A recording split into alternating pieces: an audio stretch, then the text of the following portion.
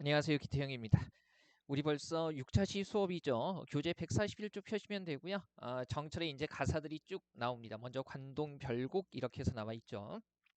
자, 한번 볼게요. 관동 별곡은요, 정철이 말 그대로 관동 지역에 관찰사로 가 있을 때 쓰는 일종의 기행문이고요. 단순한 기행문으로 볼 수 없는 건 작품 곳곳에 여러 가지 유교 사상의 측면이나 도교적인 측면이 나타나기 때문에 그래요. 뭐 정철의 생애는 참고 삼아 가볍게 말씀드리긴 할 텐데요. 뭐 꼭 외워야 되는 건 아닙니다. 정철은 1536년 태어나서 1593년에 죽게 되죠. 여러분들 한국사 시간에 배우셨겠지만 대표적인 서인이고요. 어, 정철의 큰 누이가 인종의 귀인입니다. 후궁이죠. 귀인이었었고, 그다음에 둘째 누이가 계림군 유의 부인이었어요. 그래서 어렸을 때부터 정철이 궁궐에 자주 드나들게 됩니다. 그때 마침 이제 경원대군, 훗날의 명종이죠. 명종과 나이대가 비슷했기 때문에 친구처럼 굉장히 친하게 지냈다고 해요. 그리고 이제 1545년에 정철이 10세 때 인종이 죽고요. 그죠? 그다음에 인종의 아우인 명종이 즉위를 하게 되죠. 친구처럼 지낸 경원대군이 이제 임금이 됐으니까 얼마나 좋았겠어요. 그죠? 다만 딱 명종이 즉위했을 때가 이제 12세였잖아요. 그래서 당시에 명종의 어머니인 문정 왕후가 수렴청정을 하게 되죠. 우리 왜 그 2001년에 SBS에서 150부작으로 여인천하라고 있었어요. 매야 뭐 이렇게 참 몰라도 됩니다. 어쨌든 이게 그때 배경으로 한 거고요. 을사사화가 일어나게 되죠. 거기에 이제 둘째 매형이죠. 계림군이 연루가 돼서 정철의 가족 전체가 유배지를 전전하게 됩니다. 그러다가 1551년에 일종의 사면이 되죠. 귀양살이가 끝나고요. 그 이후에 정철은요. 할아버지 산소가 있던 전라남도 담양 창평으로 이주를 하게 됩니다. 그러다가 이제 1561년에 명종 16년이죠. 그래서 26세 때 진사시 1등을 하게 되고요. 이듬해 별시문과에 장원을 하게 되면서 이제 본격적으로 관직 생활을 시작하게 됩니다. 그리고 이제 선조 때로 쭉 이어지고요. 1575년 이때가 이제 선조 8년인데 40세 때 벼슬살이 환멸을 느낀 나머지 낙향을 하게 되죠. 그죠?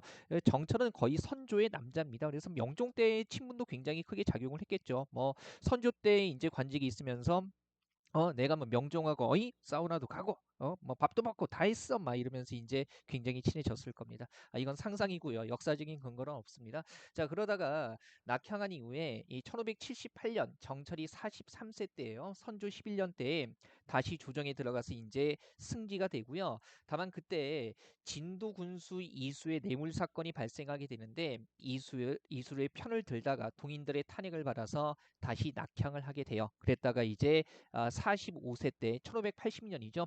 선조 13년에 강원도 관찰사 제수를 받게 됩니다. 그때 쓴 게 바로 이 관동별곡이고요. 우리가 앞에서 배웠던 연시조 중에 훈민가 있잖아요. 훈민가도 이때 작품이라고 생각하시면 돼요. 자, 제가 말씀드렸잖아요. 단순한 기인 가사가 아니라 여러 가지 유교적인 측면이나 도교적인 측면이 드러나기 때문에 내용과 관련해서 몇 가지 용어를 알아두셔야 되겠습니다. 그래서 이를테면 자, 유교적인 측면과 관련해 가지고요. 영군 지정이라는 거. 우리 오른쪽 보조단의 핵심 정리의 특징 2에 나와 있어요. 따로 적지 않아도 되고요. 이건 말 그대로 임금을 그리워하는 정서라고 얘기할 수 있고요. 그다음에 우국 지정이라는 것이 있어요. 우국 지정은 뭐냐면 말 그대로 나라와 임금을 걱정하는 마음이라고 생각하시면 되고요. 그다음에 정치를 잘하겠다는 선정에 대한 포부가 곳곳에 드러나고요. 관련해서 백성들을 아끼고 사랑하는 마음, 애민 정신도 드러납니다. 그 다음에 도교적인 측면, 대표적으로 신선 사상인데 이 세속에 얽매이지 않고 자유로운 인간으로 살아가고자 하는 정서가 또 작품 곳곳에 드러나죠. 그래서 관동별곡의 내용 정리할 때는요, 이런 내용들 나타난 거 정리 더불어 해 주셔야겠습니다. 자, 한번 볼게요. 자, 서사 부분 보시면요. 강호의 병이 깊어. 강호는 말 그대로 자연 얘기하는 거고요. 그러면 자연의 병이 깊다라는 것은요. 자연을 너무 사랑해서 병적일 정도로 사랑한다는 얘기가 되는 거죠. 여기서 관련되는 어휘는 우리가 가볍게 생각해 볼 수 있겠네요. 뭐 있습니까? 예. 그렇죠. 천석고항 이런 거 생각해 볼 수 있을 거고요. 그죠? 자연을 깊이 사랑하는 마음이라고 생각할 수 있겠죠. 그다음에 거의 같은 의미로 쓰이는 뭐도 있어요? 맞아요. 연하 고질 이런 것도 있습니다. 자, 강호의 병이 깊어 중림에 누웠더니 요거 중림은요 대숲이 있었던 창평을 얘기하는 겁니다. 대숲이 울창했던 자 창평에 지내고 있었는데 관동 지역 800리에 걸쳐서 오늘날의 강원도 지역이죠. 그죠? 방면지임이라고 해가지고요. 관찰사의 직책입니다. 관찰사의 직책을 맡기시니 누가 맡긴 거예요? 당대 임금인 선조가 맡겼겠죠. 그래서 어와 성은 임금의 은혜가 가리록 갈수록 만극하다. 끝이 없다라고 얘기를 하고 있는 겁니다. 낙향에서 있었는데 다시 벼슬을 맡겨주니까 얼마나 감사했겠어요. 그래서 이제 임금 만나러 가는 거죠. 임명받으러 가는 거예요. 자, 연추문으로 달려 들어가. 그냥 가는 것도 아니고요. 달려 들어가고 있네요. 이 연추문은요. 경복궁 서쪽문을 얘기하는 겁니다. 이제 임금 뵈러 가는 거죠. 달려 들어간다는 표현에서 뭐가 느껴집니까? 설렘과 그다음에 기쁨 같은 게 느껴지죠. 너무나 신나가지고 달려 들어가는 거예요. 그다음에 경의 남문을 바라보며 하짓고 인사드리고 물러나니 옥절이 앞에 섰다. 옥절은 우리 어휘풀이의 뜻 나와 있는데요. 쉽게 생각하면 관찰사의 심표, 증표라고 생각하시면 됩니다. 그래서 이제 선조, 임금 뵙고 나서 인사드리고 옥절을 앞에 세우고 관동 지역 부임지로 떠나는 상황이라고 보시면 되고요. 이 부분의 표현은 한번 잘 보세요. 사실은 임금 만나서 관찰사 임명받고 그 다음에 어떻게 하라는 명령을 듣고 이런 과정들이 단순한 과정은 아닐 거예요. 근데 그냥 도착하자마자 인사하고 떠나고 있죠. 그래서 중간 과정이 어떻게 돼 있어요? 많이 생략돼 있고요. 중간 과정이 생략되면 어떻게 돼요? 단계를 뛰어넘게 되죠. 비약도 나타나 있는 겁니다. 그리고 이런 생략과 비약을 통해서 나타내고자 하는 게 뭐겠어요? 그죠? 관찰사로 임명받은 기쁨 같은 거. 너무 신나니까 주체할 수가 없어서 하나하나 다 과정을 설명할 겨를이 없었던 거죠. 그래서 이러한 생략과 비약을 통해서 관찰사로 임명받은 기쁨 같은 게 표현돼 있고요. 또 하나 중간 과정이 생략돼 있다 보니까 당연히 뭐가요? 속도감 같은 것들이 부여가 되는 겁니다. 자, 그 다음에 이제 떠나는 거죠. 평구역에서 이거 경기도 양주 얘기하는 거예요. 그 다음에 평구역에서 말을 가라 흑수로 돌아더니 여주 얘기하는 거죠. 뭐 현대 지명 외울 필요 없어요. 여기 거쳐서 이제 섬강이 어디인가 치악산이 여기로 더해서 섬강과 치악산이 있는 관동 지역에 도착한 거죠. 자, 여기까지 끊어보면 관찰사로 임명받은 기쁨, 그 다음에 부임의 여정 같은 거, 평구역 흑수 지나서 섬강 치악이 있는 관동 지역에 도착하기까지 여정이 나타나 있습니다. 자, 그다음에 보통 이렇게 이때 관찰사로 임명받고 이제 부임지에 도착하게 되면 뭐 하게 돼요? 우리 순력이라는 거 하게 되죠. 순력이라는 건 뭐냐면 관찰사가 그죠? 자기 관할 지역을 돌아다니는 것을 순력이라고 얘기를 합니다. 그러면서 뭐 동네 유지도 만나서 인사도 하고 그래야겠죠. 자, 일단 도착한 다음에요. 소양강에서 흘러내린 물이 어디로 들어간단 말인가? 흘러든다는 말인가 해가지고요. 사실은 이 관동 지역의 소양강이 한강 물줄기로 이어지고요.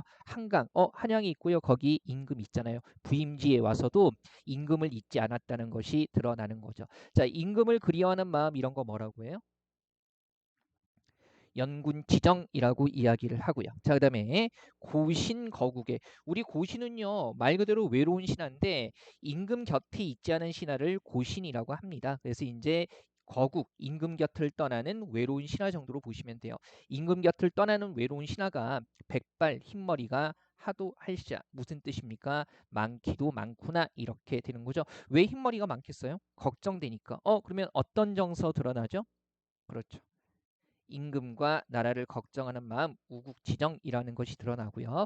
자, 그다음에 동주에서 밤을 겨우 새워서 동주는 오늘날의 강원도 철원 지역 얘기하는 겁니다. 이 철원이 어디의 수도였었죠?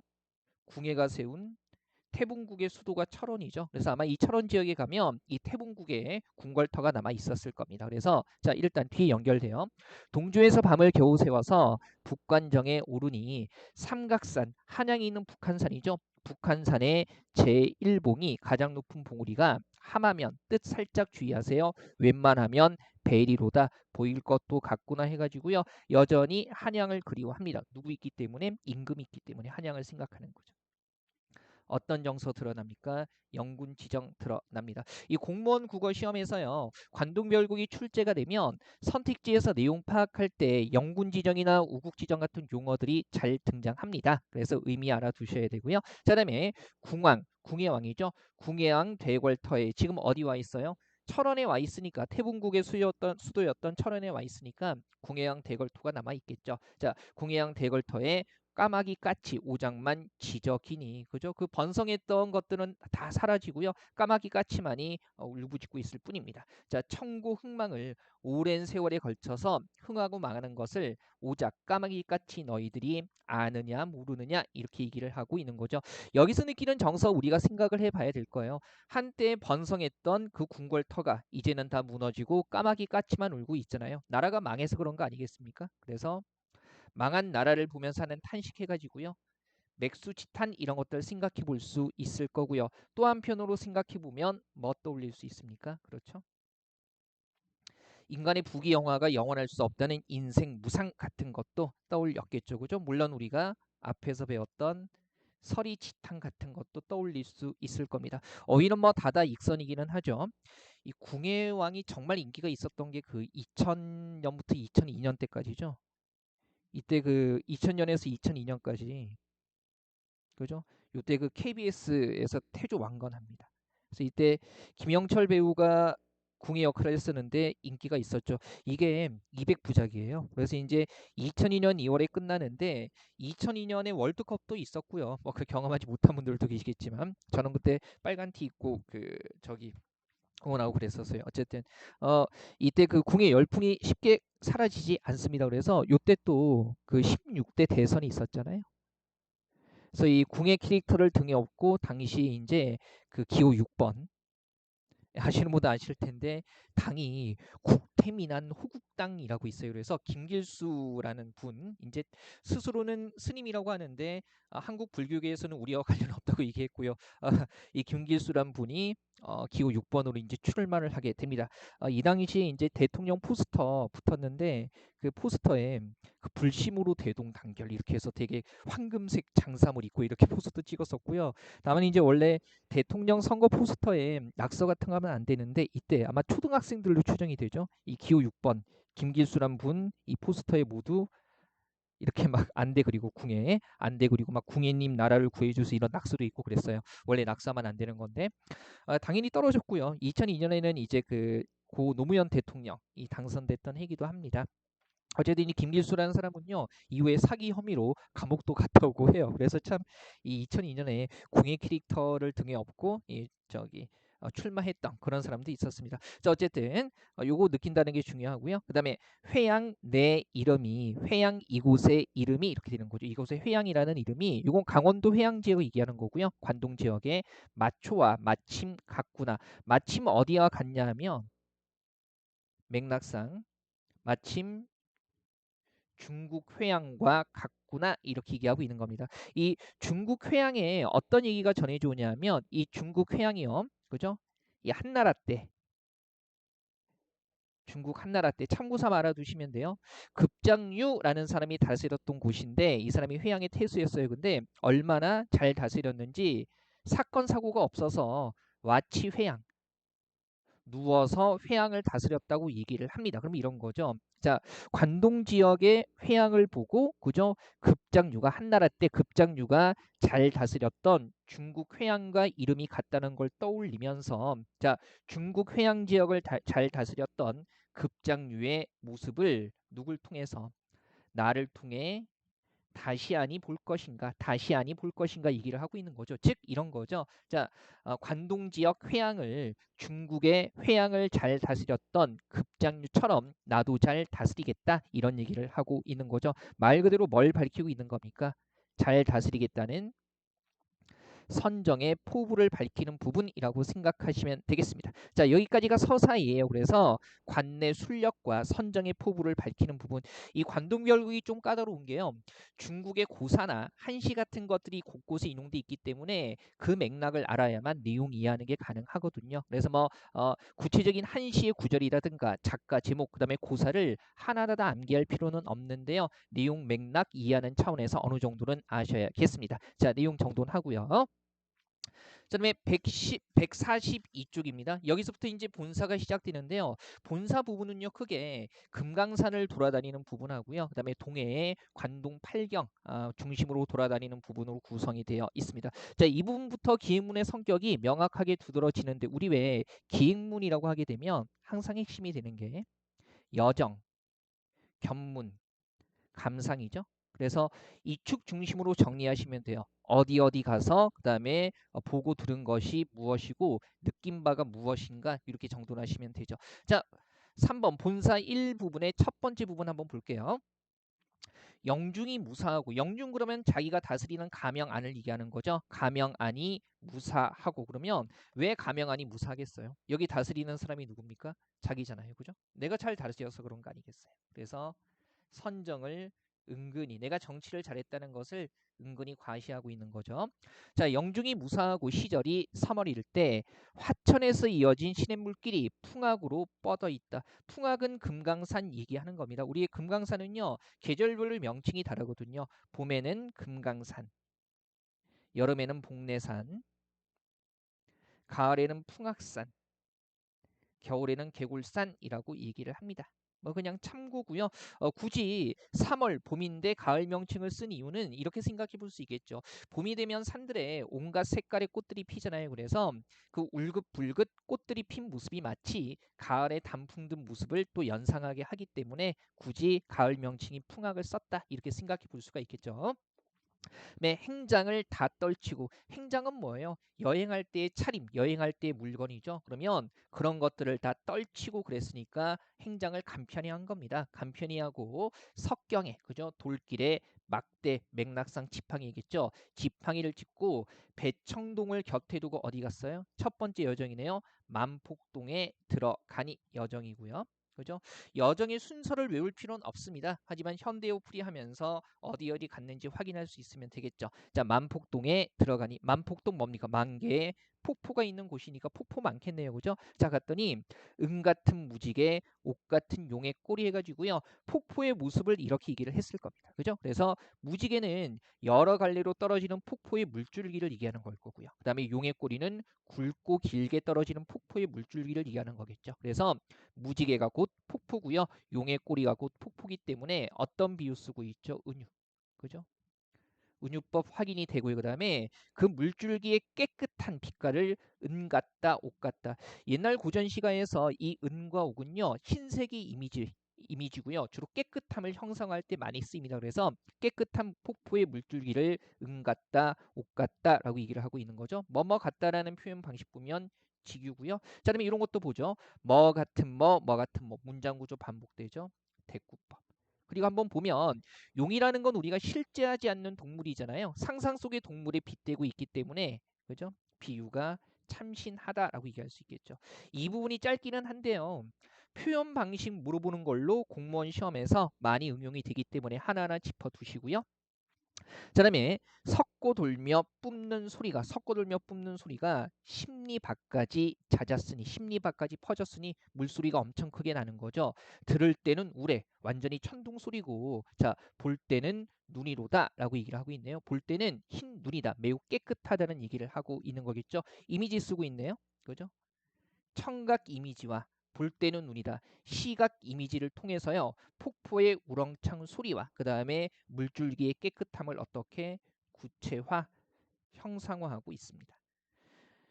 자, 이 부분의 내용은 복잡하지는 않은데요. 폭포를 두고 다양한 표현 방식이 나타나 있기 때문에 선택지 4개 이상 구성하는 거 굉장히 쉽거든요. 그래서 하나하나 다 알아두셔야 되고요. 자, 내용 정리합니다. 어디 가서요? 여정, 만폭동에 가서 뭘 보고요? 견문, 폭포를 보고 뭘 느꼈습니까? 물줄기 깨끗하다, 소리 참 크다라고 얘기를 하고 있는 거죠. 한번 보시고요.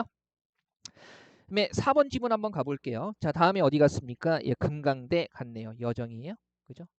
금강대 맨 꼭대기에 이렇게 나와 있고요. 우리 왜 보통 무슨 대 그러면 높이 지은 건물 누각을 얘기하는 건데 이 관동별곡에서 무슨 대라고 끝나는 부분은 다 산봉우리나 절벽의 이름이라고 생각하시면 돼요. 실제 건물은 아니라는 거죠. 자, 금강대 맨 우층 꼭대기에 선학이 신선의 학이 새끼를 친해해 가지고요. 학 한 마리가 나는 모습을 보고 있는 거죠. 다만 이제 우리 학 그러면 옛날부터 신선과 많이 연결지어서 생각을 했기 때문에 신선들이 이렇게 그 이동할 때 학하고 많이 이동하잖아요. 그죠? 그래서 신선의 학이라고 표현하는 겁니다. 자, 그다음에 충풍 옥적성에 봄바람에 들려오는 옥피리 소리에 이 학이 첫잠을 깨었던지 호의 현상이 흰 저고리 검은 치마 해가지고요. 학의 모습을 다른 말로 호의 현상이라고 얘기하는 겁니다. 이 중국 시인 소동파의 적벽부라는 시에서 학을 이렇게 묘사하고 있거든요. 그래서 학이라고 생각하시면 되고요. 자, 방공에 공중에 치솟아 뜨님 서호 옛 주인을 반겨서 넘논한 듯, 그죠? 넘나드는 듯 하다라고 얘기를 하고 있는 겁니다. 이 서호 옛 주인도요, 중국 고사와 관련되는데요. 자, 이 사람은요, 중국의 송나라 때 인포라는 사람과 관련이 있어요. 그래서 이 인포라는 사람과 관련된 고사가 매처학자라는 게 있는데요. 말 그대로 매화를 아내로 삼고 학을 자식으로 삼고 지냈다는 거죠. 그래서 송나라 때 인포라는 사람이 서우 쪽에 있으면서 매화를 아내로 삼고 학을 아들로 삼고 지냈다라고 해가지고요. 말 그대로 풍류를 즐긴 사람인데 거의 어떤 경지예요? 미친놈의 경지가 아니고요.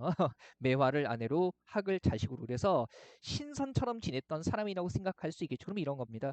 금강대에서 학 날아가는 걸 보고 마치 신선, 인포가 된 듯한 자신을 저 학이 반겨서 넘나드는 것 같다라고 생각을 하고 있는 거죠. 그러면 내용 정리해 볼게요. 그죠? 말 그대로 어디에서요? 금강대에서 뭘 보고요? 학을 보고 자신이 마치 뭐가 된 듯한 서우 옛주인, 인포가 된 듯한 신선이 되는 듯한 기분을 느끼고 있는 겁니다. 어렵지 않죠? 네, 5번 지문 갑니다. 계속 이제 금강산 돌아다니는 거예요. 자, 소향로, 대향로, 소향로봉, 대향로봉 해가지고요. 향로 모양으로 생긴 봉우리 얘기하는 겁니다. 자, 소향로봉, 대향로봉을 눈 아래 굽어 보면서 그러면 이런 봉우리들을 눈 아래 굽어 보면서 그랬으니까 점점 높이 올라가고 있는 거네요. 그다음에 정양사 절 이름이고요. 진월대에 고쳐 올라 다시 올라 앉은 말이 앉으니 이렇게 되는 거죠. 자, 다음 여정 드러납니다. 진월대라는 역시 산봉우리라고 생각하시면 돼요.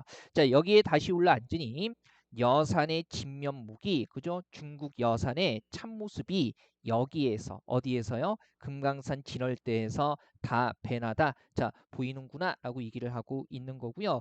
갑자기 여기서 중국산이 나오는 게 이상하기는 하죠. 이것도 이제 소동파, 중국 시인 소동파하고 관련지어서 봐야 되는데요.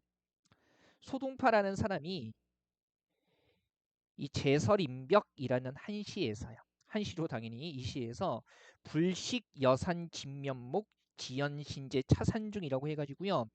여산의 진면목을 알 수 없는 것은 자, 이 몸이 산속에 있기 때문이라네라고 해가지고요. 그 진실을 사물의 참모습을 알기 힘들다라는 얘기를 이제 이런 시를 통해서 했는데 물론 그 시 주제를 정철이 그대로 인용하고 있는 것은 아니고요. 소동파가 제설인 벽에서 얘기했던 그죠? 자, 제설인 벽에서 여산의 진면목을 보지 못했다고 얘기를 했는데 오히려 금강산 진월대에서 중국 여산의 참모습 그 아름다움이 여기에서 다 보인다라고 얘기를 하고 있는 겁니다. 소동파가 보지 못했다는 여산의 참모습이 금강산 속에 다 있다고 얘기를 하고 있는 거죠. 그래서 문맥상 한마디로 금강산의 아름다움을 얘기하고 있어요. 이걸 얘기하고 있는 거고요. 물론 이게 소동파의 제설인벽과 관련된다라는 것보다는 문맥산 금강산의 아름다움을 여산의 진면목이 진월대에서 오히려 다 보인다라는 식으로 얘기하고 있다는 거 그거 알아두시면 돼요.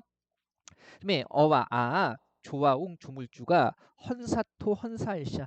자, 헌사하다 그러면 야단스럽다 이런 뜻인데요. 보통은 다양한 모습일 때 자연 풍경이 다양한 모습일 때 조물주가 야단스럽게 만들었다 이런 식의 표현을 많이 씁니다. 그래서 금강산의 다양한 모습을 이렇게 얘기하고 있는 거고요. 그다음에 날거든 뛰디 많아 섰거든 솟디 많아 해가지고요. 나는 듯하면 그죠? 뛰지나 말거나 그러면 서 있거든 솟지나 말거나 해가지고요. 말 그대로 나는 것도 같고 뛰는 것도 같고 서 있나 싶으면 자 우뚝 서 있는 것도 같다라고 얘기를 하고 있는 겁니다. 그래서 금강산 봉우리의 다양한 모습을 날거든 뛰지 마나 섰거든 솟디 마나 이렇게 얘기하고 있는 거고요. 그냥 엔드로 해석하시면 돼요. 날고 뛰고 서 있고 솟아오른다 이렇게 얘기하고 있는 거고요. 이 표현 자체는요 참고예요. 송순의 가사인 면왕정가에서 뭐뭐하거든 뭐뭐하디 마나라는 표현이 처음 등장하는데 거기에서 영향을 받은 걸로 파악할 수 있다는 거죠. 물론 이것까지는 참고고요. 뭐뭐하거든 뭐뭐하디 마나 뭐뭐하거든 뭐뭐하디 마나 해가지고요. 비슷한 문장 구조 반복되고 있으니까 뭐 쓰고 있다? 네, 그렇죠. 이 대꾸법. 이거 하는 게 중요하고요. 그다음에 지금 진월대에서 산봉우리의 모습 보고 있는 거예요. 자, 산봉우리가 마치 부용을 꽂아낸 듯, 자, 연꽃을 꽂아놓은 듯, 봉우리 자체가 한 송이의 꽃처럼 보인다는 거죠. 매우 아름답다는 거네요. 그다음에 백옥을 흰 녹을 묶어 놓은 듯 해가지고요.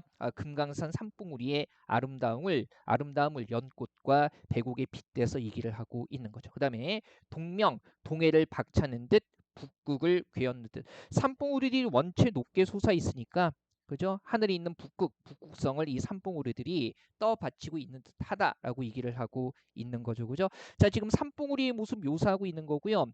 여기 표현 가만히 한번 보면 뭐를 뭐한 듯, 뭐를 뭐한 듯 반복되고 있잖아요. 뭡니까? 대꾸. 그렇죠. 확인할 수 있어야 되고요. 그 다음에 또예요. 뭐뭐한 듯, 뭐뭐한 듯 그랬으니까 뭡니까? 그렇죠. 지규법 쓰이고 있는 거고요. 특히 이 부분이요. 북극을 떠받치는 듯해서 우리 왜 하늘에 우뚝 솟아있는 그죠? 하늘에 떠있는 광명의 존재나 그다음에 별들의 중심이 되는 이런 북극 같은 경우는 주로 임금을 상징합니다. 그래서 우뚝 솟은 금강산 봉우리들을 보면서 뭡니까? 임금을 떠받치고 있는 충신들의 모습을 발견하고 있다. 이렇게도 해석할 수 있는 거죠. 요거 임금 상징하는 거예요. 자, 그러면서 높을 쉬고 망고대 역시 봉우리 이름이에요. 외로울샤 외로운 혈망봉이 외롭기도 하구나 혈망봉이 하늘로 치밀어서 무슨 일을 사루리라 말씀드리려고 그러면 우뚝 솟은 봉우리들은 신하고요. 이때 하늘은 임금이겠죠. 그래서 이 봉우리들의 모습을 보면서 임금에게 할 말이 있어서 우뚝 솟아 있다고 연상을 하는 겁니다. 무슨 일을 말씀드리려고 천만겁 오랜 세월 지나도록 굽힐 줄을 모르는가 해가지고요. 임금을 위해서 할 말을 하는 충신의 모습을 그죠? 바로 이 충신의 모습을 망구대와 혈망봉에서 발견하고 있는 거죠. 그죠? 요거 생각하시고요. 그죠? 임금을 위해서 충원하고 간언하는 충신의 모습을 망구대와 혈망봉에서 발견하고 있는 거고요. 그러다 보니까 감탄하는 거죠. 너로구나. 영탄법이죠. 너 같은 이들이 또 있겠는가라고 해가지고요. 그죠? 이 우뚝 솟은 봉우리에서 절기 있는 신하의 모습을 발견하고 자신도 그처럼 되고자 하는 모습이라고 볼 수가 있겠죠. 그죠? 그런 모습을 지향하기 때문에 이 망구대와 혈망봉에 대해서 너로구나라고 하면서 감탄하고 있는 겁니다. 그러면 내용 정리해 볼게요. 자, 일단 여기까지 정리할 거예요. 어디에서요? 어디 갔어요? 그렇죠. 진월대에서 뭐 봤습니까? 여러 봉우리의 모습을 보고 봉우리 아름답다고 얘기를 하는 한편 또요. 뭡니까? 봉우리에서 망고대 혈망봉 같은 것을 통해서 절개 있는 신하의 모습을 지향하고 있습니다. 그죠? 어렵지는 않죠? 진월대에서 여러 봉우리들의 모습을 보고 아름답고 다양하다. 그 다음에 절개 있는 신하의 모습을 지향하는 태도 같은 게 나타납니다. 자, 관동별기 호흡이 꽤 길기 때문에요. 너무 지루하지 않게 적정선에서 끊어서 볼 겁니다. 일단 16강은요. 요 정도에서 마무리하고요. 17강, 18강에서 계속 관동별곡 이어서 가도록 하겠습니다.